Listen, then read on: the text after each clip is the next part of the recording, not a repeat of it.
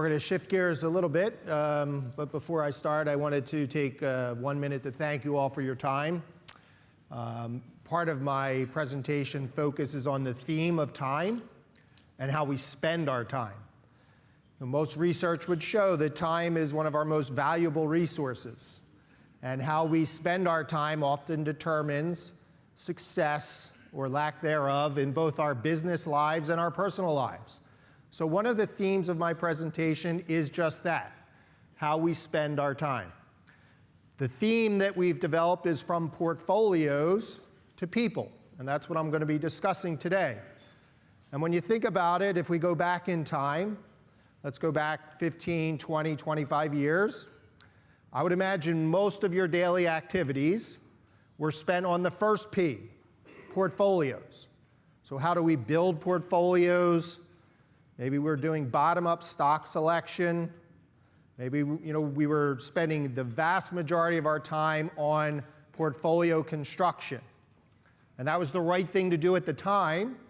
But as we've moved through with technology, with packaged solutions, we see that there are best-in-class portfolios that can be assembled for us that really is a tough value proposition to spend most of our time on that first P, portfolios. Very much if you go back in time and we were in the farming agricultural world, if we were still spending most of our time utilizing horse and plow, right? We have time, evolution, technology, which frees up time to spend on the other part of what we do every day, which is people, right? Too many times we see that it's the portfolio with people hanging off of them, and we think this is going to inverse, meaning that we are going to focus on the people and what the people want and what the people need from their wealth, and they happen to have portfolios underneath them. So that's the main theme of my talk today. So I do want to thank you for your time. We're going to go in three. We're going to first talk about the evolution of Advisors Alpha. We're going to talk about the evolution of the advice business. So the business has been evolving very rapidly, as you all know. And then last, we're going to talk about how you might be able to capitalize on what is happening in the environment. So first, Advisors Alpha. Some of you may know or have heard of the term.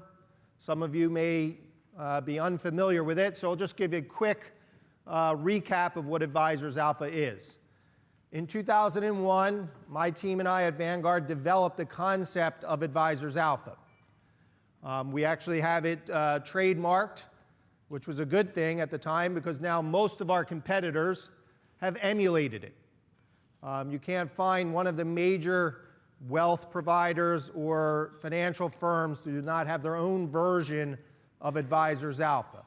But we were early in the concept. At a high level, if you take one thing away, what Advisors Alpha is, it was not focusing the entire value proposition around outperformance. Before I came to Vanguard, I've been at Vanguard 20 years. I spent 10 years as a registered investment advisor. So very similar to what your shoes are. We had $1 billion under management, managing high net worth families and pension accounts. Our value proposition was simply that. Hire us and we will outperform your policy portfolio. Really, really smart people working really, really hard. A staff of all CFAs 24/7 trying to do the P part portfolios, and it was a tough value proposition to outperform. What we're starting to see is that we were doing so many other things for our clients that we actually didn't get credit for.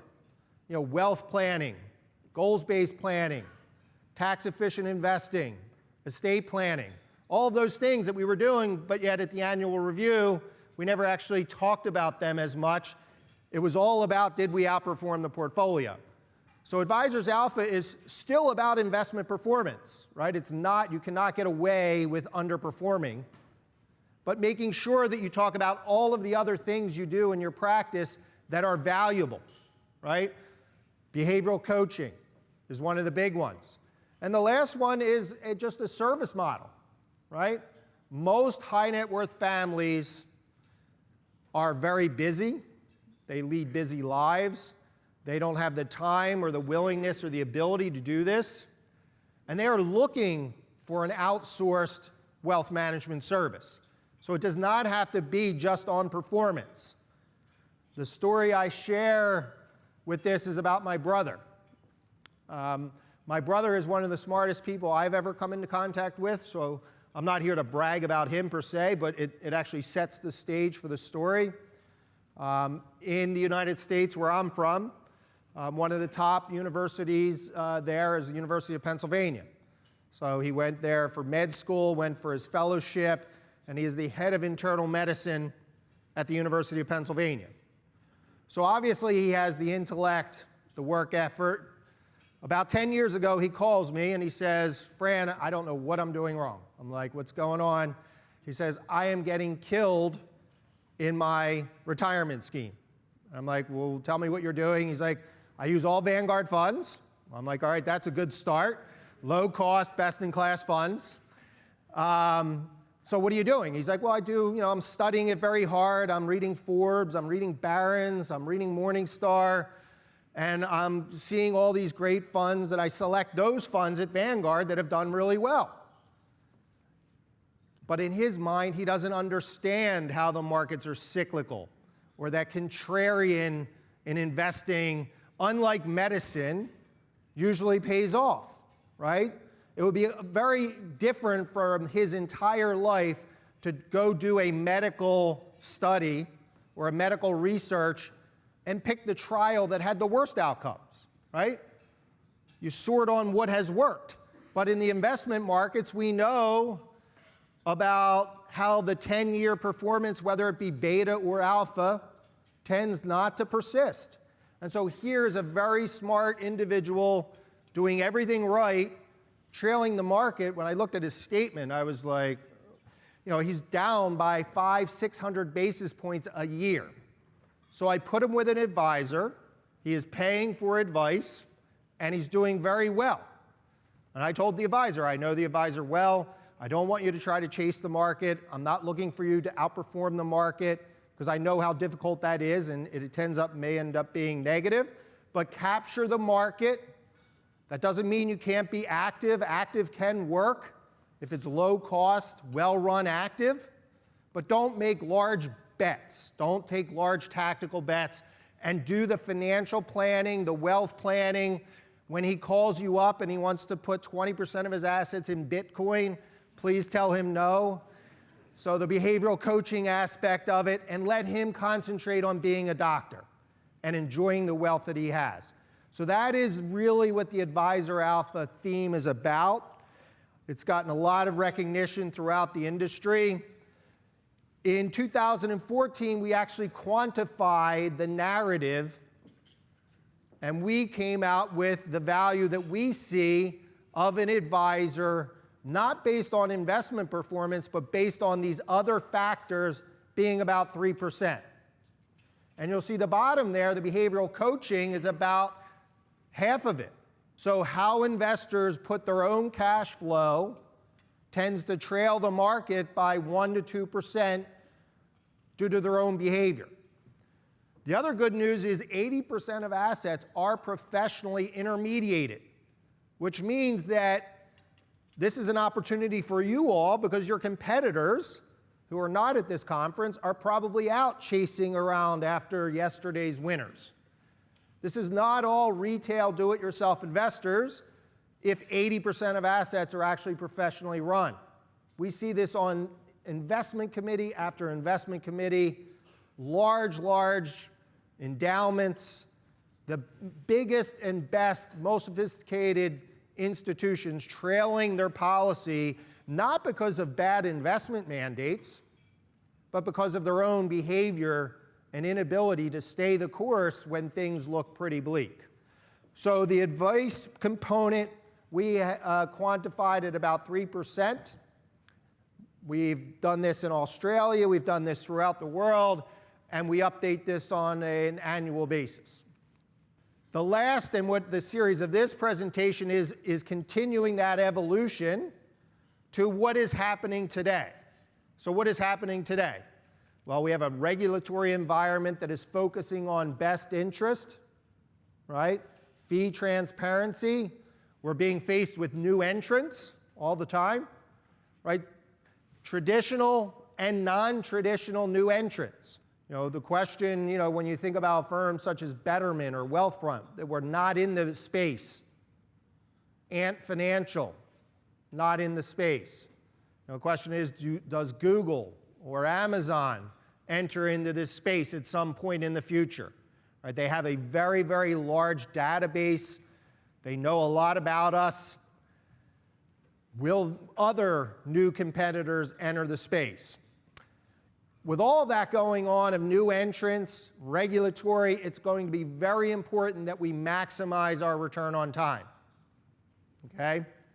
It's going to be unlikely that a value proposition of building individual stock by stock or doing sector rotation is going to be highly competitive with the professional asset managers like Vanguard and others who can build portfolios for you, whether they be a single fund or an ETF model of funds or active offerings or factor offerings, all of which would be best in class that can be put into a portfolio that allows us to spend our time on that second P, the people. Okay? So where are we in the advice space? Well, globally, there's been a huge emphasis on transparency. If you go back 10 years ago and you ask most clients, what are you paying for advice? Or what are your all-in fees? Most clients could not tell you. So there's been an unbelievable increase in fee transparency, and also transparency is where are the incentives of my advisor? How is my advisor getting compensated? Is there some strings attached to him recommending Fund A or Fund B? So a huge increase in transparencies and incentives and client best interest, which I would say is actually great news. The more this industry can be recognized as a steward and as a fiduciary, this is not zero-sum game. You may be familiar with zero-sum game where two counterparties trade. After friction, it's mathematically impossible for one to outperform in the asset management space. This is not zero-sum game. As an advisor, you can do very, very well for your client, add value for your client, and still be compensated for your fee. Okay, so this is over and beyond what the investor may get on their own, or over and beyond what the investor will get maybe with a competitor who's doing it differently. So I see this as very good news because I see the pot for fee-for-service advice growing. Making sure your value proposition is competitive. We talked about the new entrants that are coming and may come in the future. That doesn't mean the fees are all going to come down. It means you have to get really good. If you are at a premium, what is the investor getting for that premium, right? Cost and fees are only an issue in the absence of value. If you have a value proposition, you're comfortable with that value proposition, your clients value that value proposition, you can indeed be a premium service. There's premium brands everywhere, right? We talk about the creative destruction in retail of Amazon. That doesn't mean that Tiffany's and Rolex are going away, right? There are premium brands that will continue to command a premium because there is value there perceived by the end client or the end purchaser of that. But continually you're seeing new entrants, a focus on fees, a focus on fiduciary standard, and a more regulatory world, okay? I would argue those are all good things for advisors that we all work with every day, such as you all in this room, which are already acting as financial stewards for your clients. And maybe it pushes out, those that are not operating in that manner And it serves clients better because we're in a better atmosphere for fee-for-service advice. That's the future we see. Obviously, this message is hitting home. What I have on this slide here is if you look across the bottom, it's just time. So across the bottom, we're starting in the beginning of 2000. And so this is a cumulative chart. All I did was break asset management fees into quartiles. So that would be the lowest 25% of costs, the next 25, the next 25, and the next 25. And what you see is that investors and advisors are voting with their feet. What I mean by that is 100% of flow has gone into the low-cost quartile. The next 3 cost quartiles have been in net redemption. And that is great news because what we do know is that costs are a driver of success in the asset management industry. And this is showing that we are acting as financial stewards for clients because the research is very clear that costs are one of the primary drivers to future success. Now, every time we put this up, I'm very clear to make sure that this is not an index versus active debate. I have slides back that I go out and do all the time, and it has index versus active, and I have index crossed out. And my legal team or my regulatory team says you have a mistake here, you have index crossed out. It has nothing to do with index and active. It has to do with low cost and high cost. Okay?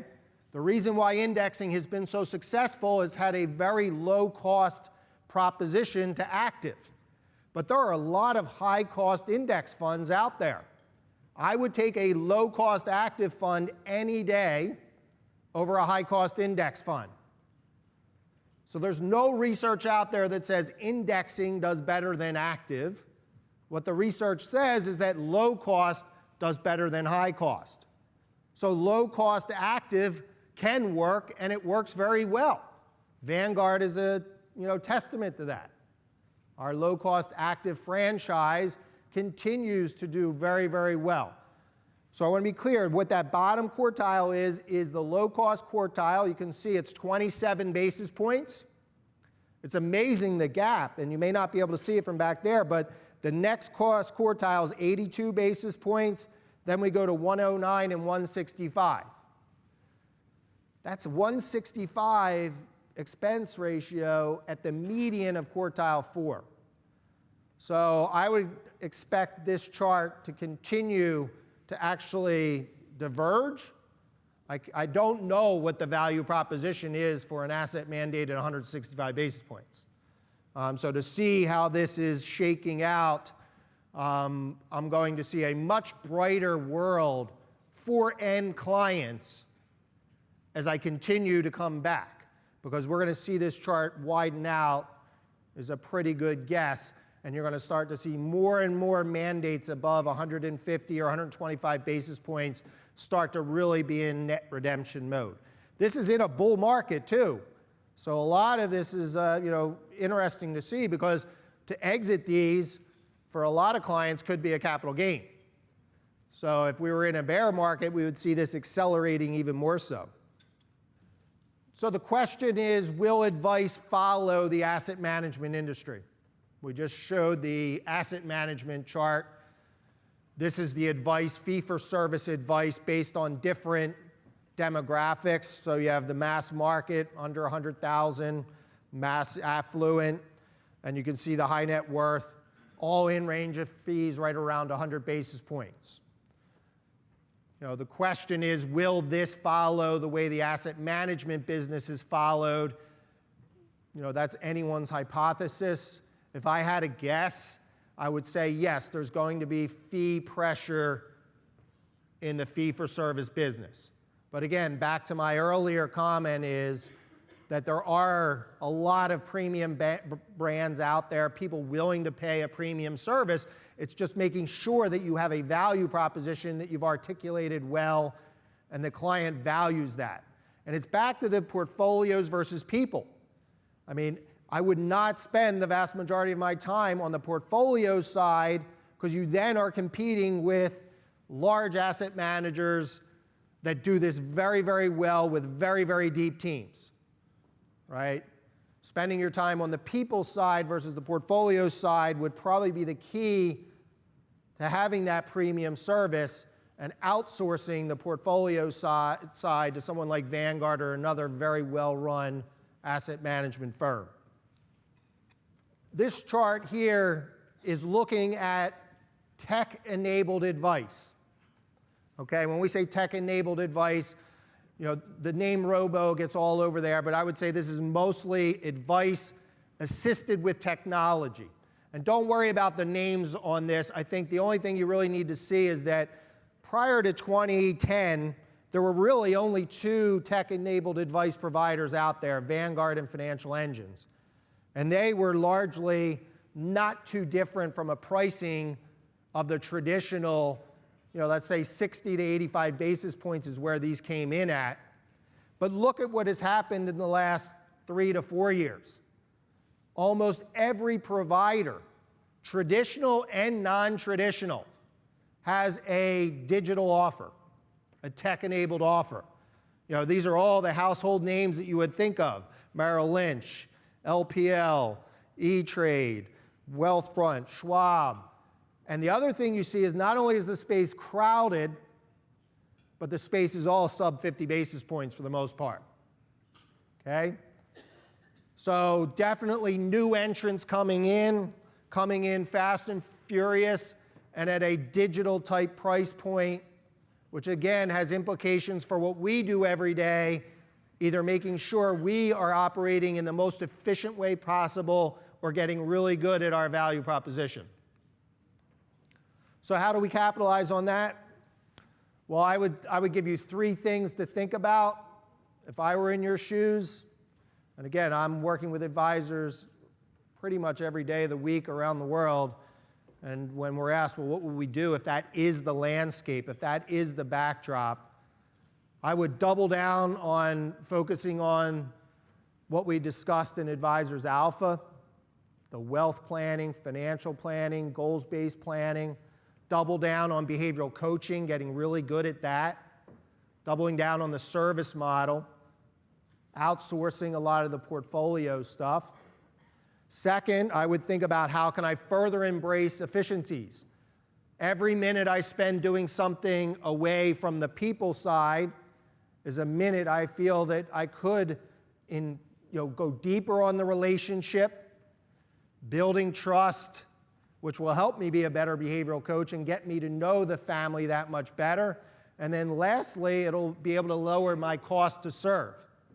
Because I do believe that you can have margin retention if you lower cost to serve, right? So if costs are under some initial threat and you want to maintain margin, the way to maintain margin is to lower the cost to serve. And so where are the efficiencies that can be squeezed out of the system that allows you to potentially lower costs, maybe incrementally, while maintaining margin?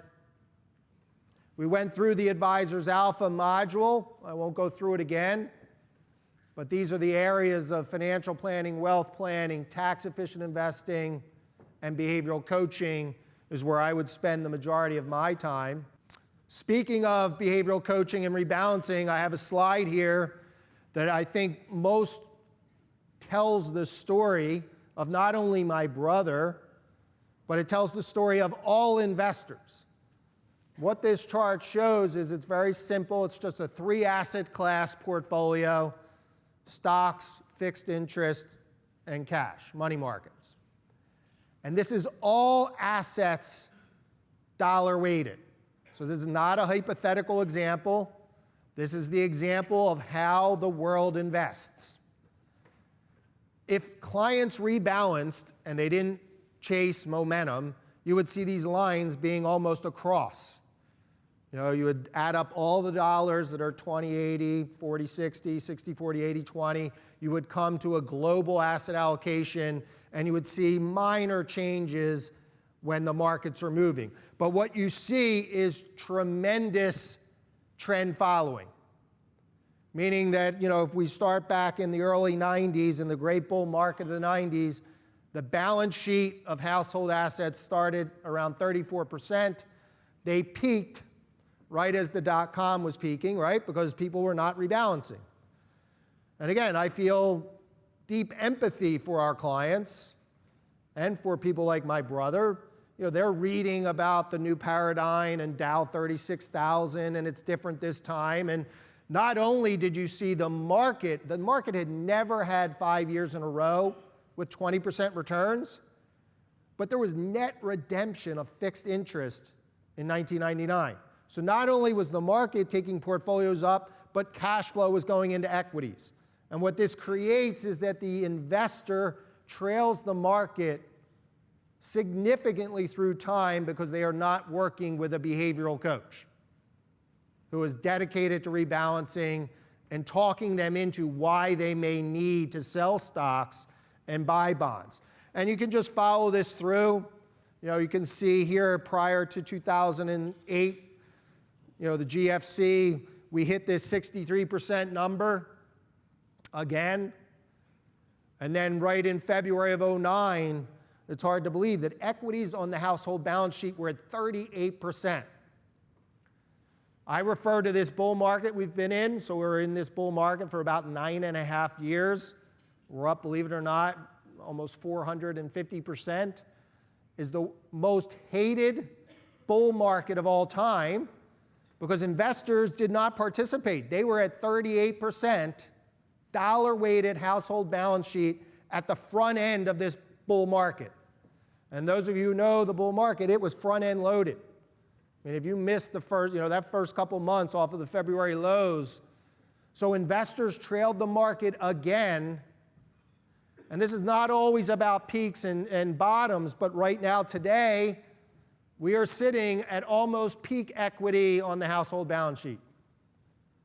And I'm not sure how your conversations are going with your clients, but again, I also have clients, and I have both advisory clients, institutional clients, and ultra-high net worth families that want to talk to me, and trying to get them to sell stocks and buy bonds and potentially pay a tax, and to go into the bond market at 2.8, 2.9, when everyone's outlook is interest rates are going to rise.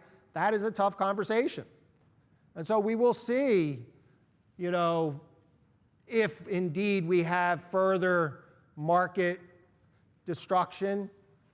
February is today the last day? February is about, if it ends the way it's ending now, so the Dow was down about 200 points earlier, if it ends, it'll snap the longest monthly win streak. Not that that is a signal, but this will be the longest, that was the longest monthly streak of positive returns ever, or since like 1930, will be snapped if we end up down for February, which I believe, as I took the stage, we are. That does not mean that this is a signal, but people have peak equity on the balance sheet. And so getting them to think about rebalancing takes a different type of skill set, a unique skill set of how can you persuade outcomes that seem so counterintuitive, right? It seems so counterintuitive to pay a capital gain or not, sell stocks and buy bonds when the outlook for bonds are 2.8, 3, and potentially with rising interest rates. So getting good at that, I think, will be one of the keys to being a successful advisor, not only in the past, but in the future. We put this into a hypothetical. That last chart was actual dollars. This is a hypothetical, but it's not too far of a stretch given that last slide. All we have here is a 50-50 stock portfolio, which is the blue. We have 100% equity, which is more like the greenish. Then we have the bond portfolio, which is all green, and then cash, money market. All we did is track these lines from peak to bottom. And so you can see what happened there in the bottom where the 100% stock portfolio lost 50% of value. And then we have this conversation of a client calling and saying, I can't take it anymore. I had $2 million. I now have $1 million. and I'm going into cash. And that happened for a lot of investors. All you have to do is go back to this last chart to see where 63 became 38. And I can't tell you how many investor calls we had at Vanguard that they were basically exiting risk investments. And what you see there, if you were, let's just take that 50-50 investor who stayed the course, is now up at the end of 2017, 93%.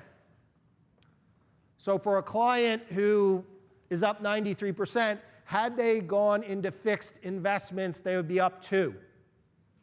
So that's a 90% difference of a client who decided that they could not take the risk and exited the business, exited their 50-50 portfolio into bonds. So you think about that. If you're charging 1%, that's 90 years worth of fee in one little snippet of an episode, okay?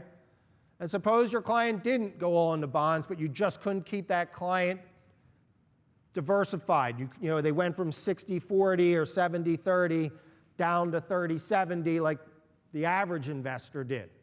You still probably earn 30 years of your fee in that one example of working with a client. So first off, the key from that is fees are lumpy, right? We may not earn 1% every single year. We may earn 20 years of our fee in an episode like this, or 20 years of our fee, 30 years of our fee of having the right estate plan for a client, or making sure that the client has the proper documentation and wills in place to make sure that all the tax windfall that occurs in a life event takes place. So while we may not earn our fees 1%, 1%, 1%, our fees can be lumpy, and you can earn 20, 30 years of your fee in certain episodes, which when you look at the market volatility, which is this last slide again, and how investors are behaving, there's opportunities around to earn 10, 15, 20 years of your fee pretty much at every cycle peak and cycle bottom.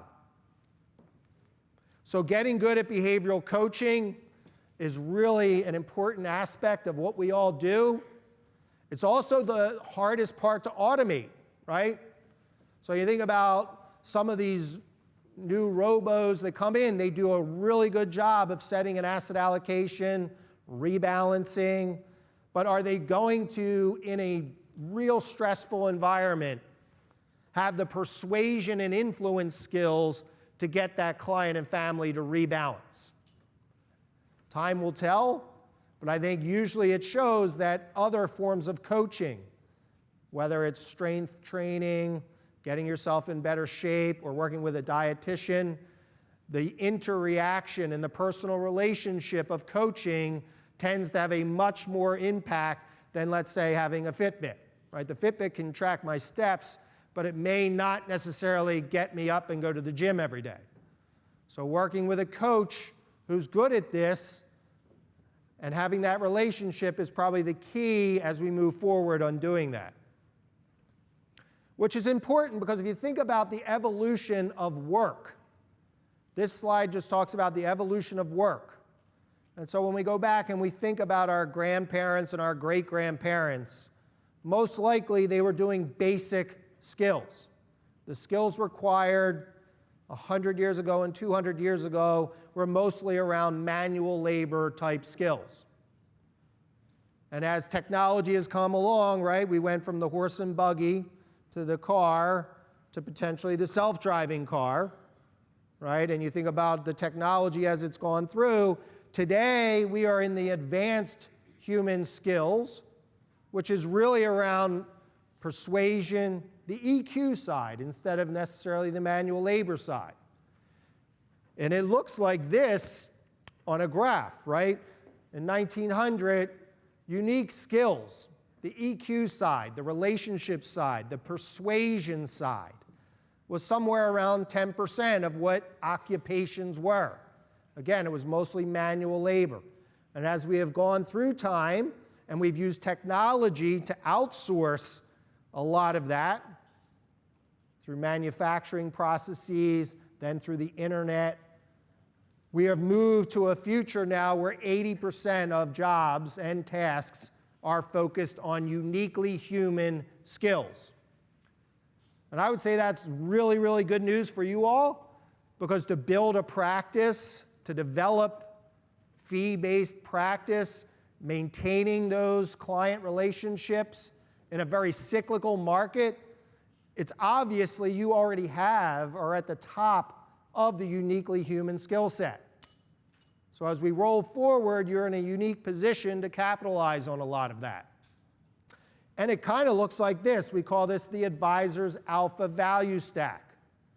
We talked about earlier, the portfolio side dominated my career when I first entered the business in the early 1990s. I wasn't really thinking about behavioral coaching or customized wealth management. I was spending all of my time building portfolios. We didn't have outsourced portfolio solutions. But if your value proposition is investment management only, and you're competing with other packaged solutions that do this very, very well, which create a really tough hurdle to outperform, the question is, will you get paid for that? Right? It's a lot of time, and I don't know if you're going to get paid for it. So moving up the value stack to the more uniquely human skills is really where the future of this business is going. And those that get really good on the right side of this will be able to charge a premium for their services. But again, it's unlikely that if you're in this bottom end, and that's what you do and you do it really well, competing with some of the new entrants that already are best in class at doing that. Or, we talked about the diversified funds that we have that are ETF models that own basically the world in a rebalanced way and are very, very competitive. Those are going to be tough things to actually outperform, but if you bring them into your process, utilize them, and spend your time up the value stack would be one of the ways that I see is making sure that we continue to have a value proposition that is a premium to the competitors that are out there. We also do a lot of survey work, and we talk with clients, and we do surveys all the time, and there's definitely a disconnect. I'm not sure how much in Australia, but in the US, there's a total disconnect between what the advisors believe the clients want and what clients want.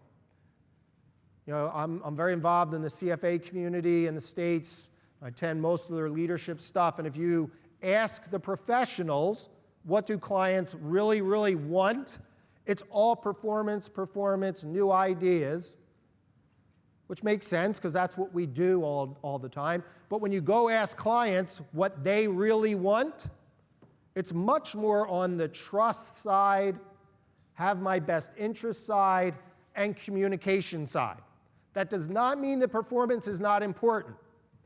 It's almost considered that performance are table stakes. All right? But when you look at what are the factors most important when choosing or firing, it tends to be more around trust. Are you communicating with me on a regular basis? Are you doing so proactively? And those are also some of the main reasons. Look at underperformance is all the way down there at 36%. If you go out and ask an investment professional, they would put that closer to 90%. And not as focused on communication, returning calls, honesty, trustworthiness, having my family's best interest in mind. Again, back to the two P's of portfolios and people. Trust is also, complicated. When you look at the surveys and when, trust is just a word, right? It means a lot of things to a lot of different people. But in the survey work, it looks something like this, that the vast majority is that my trust to me with my advisor means it allows me to sleep better at night. You think about that. I hear a lot of times from clients that I work with that wealth is a burden. It creates anxiety and stress. And so, sometimes it's always seen from the other side of the glass half full, that I have wealth, I can do what I want. But it actually does create anxiety and stress in our clients because they feel that they have a burden to their next generation and or their philanthropic interests. And so clearly, the number one thing that they say is trust is allowing me to sleep better at night. And number two, again, acting in my best interest.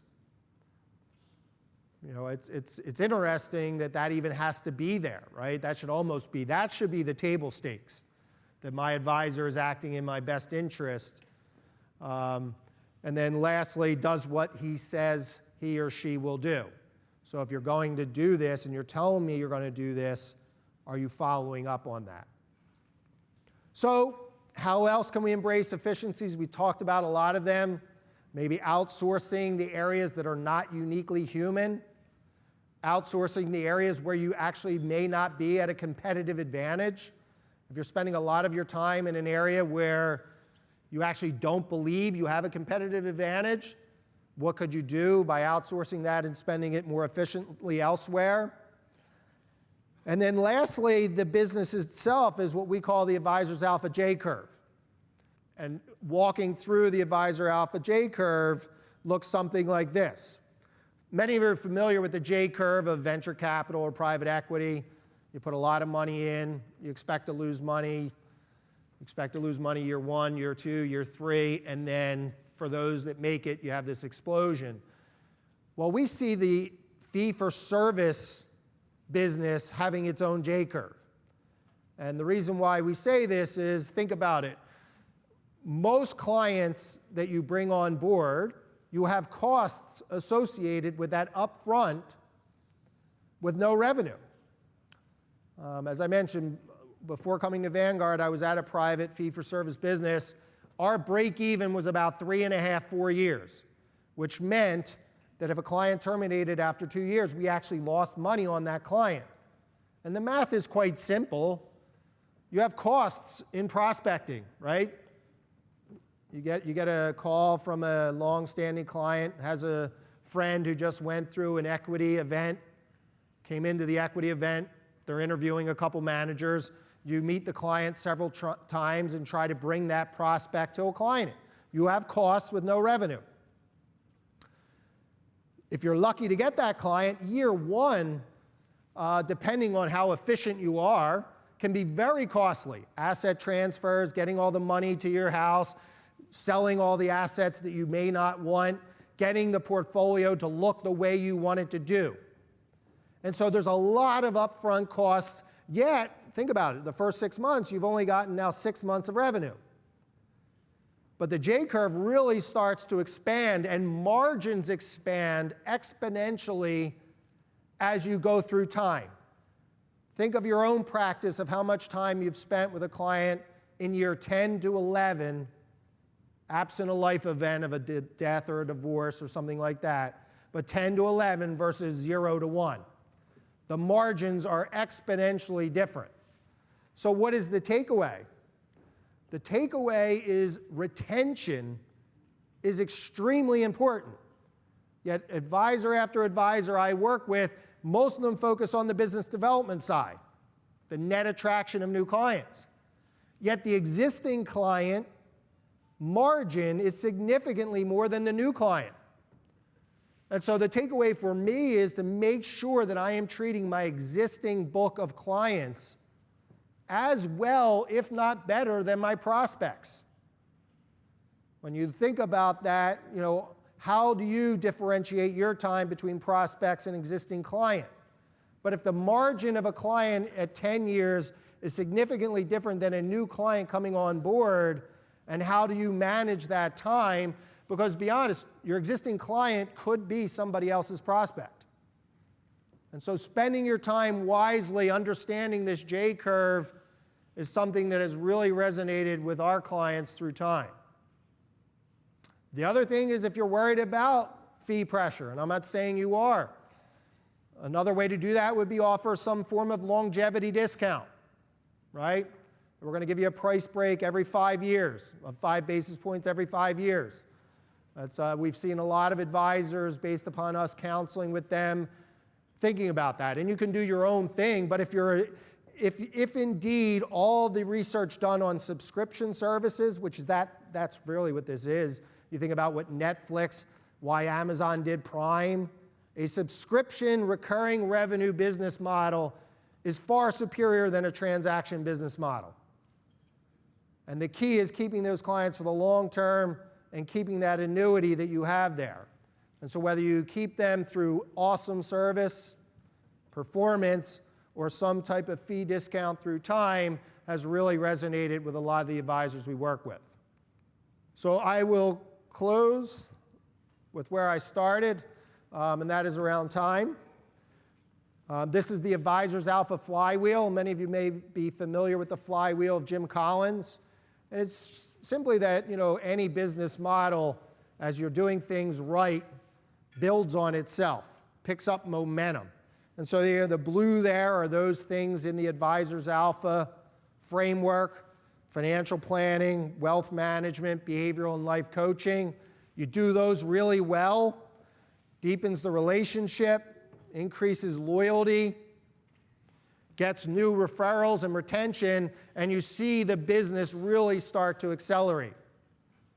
Now, Collins also talks about this thing can go backwards too. Right? If you're not doing those things correctly, it could easily unwind on itself. So that is what we call the Advisors Alpha Flywheel. I will end, because I am out of time, I'll end with where I began. So first, thank you for your time.